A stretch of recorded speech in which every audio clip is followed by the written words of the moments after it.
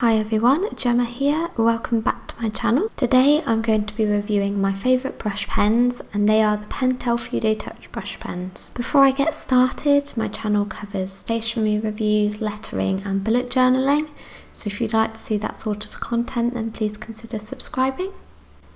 First up is the colour range.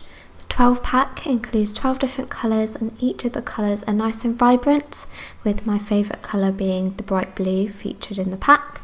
However, I think that the browns that are included should be omitted from the basic packs.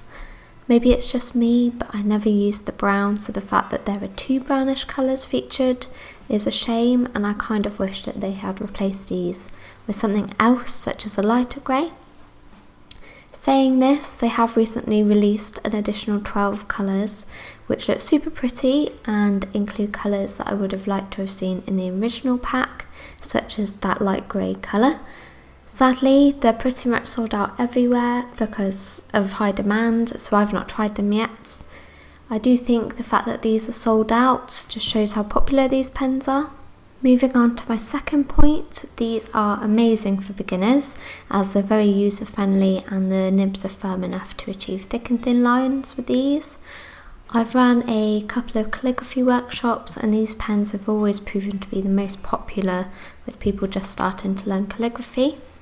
I therefore recommend that beginners start with this size first over the larger brush pens.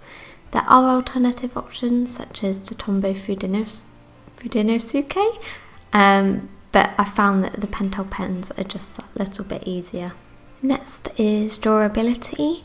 So I would argue that my Pentel Fude Touch brush pen has lasted at least twice the duration of my Tombow Fudenosuke pens. I've owned these pens for the same length of time, and I've actually used the Pentel more regularly, and yet the Tombow pens are drying out already. For this reason, again, I'd recommend the Pentels over the Tombow alternative. Now, my next point isn't brand specific, but I found that when you're making cards, you run out of room very quickly if you're using a larger brush pen. And for that reason, I often use smaller brush pens when making hand-lettered cards. They're also easier to use as headings in bullet journals as they take up less room.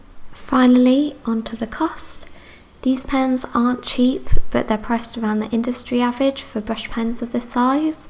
The 12 pack of pens are available on numerous websites for approximately £20, and they're also available individually for about £3 per pen. In my opinion, these pens are worth every penny. So that's everything for this video. I hope that you found it helpful. If you have, please give it a like and consider subscribing for future similar content. And thank you for watching.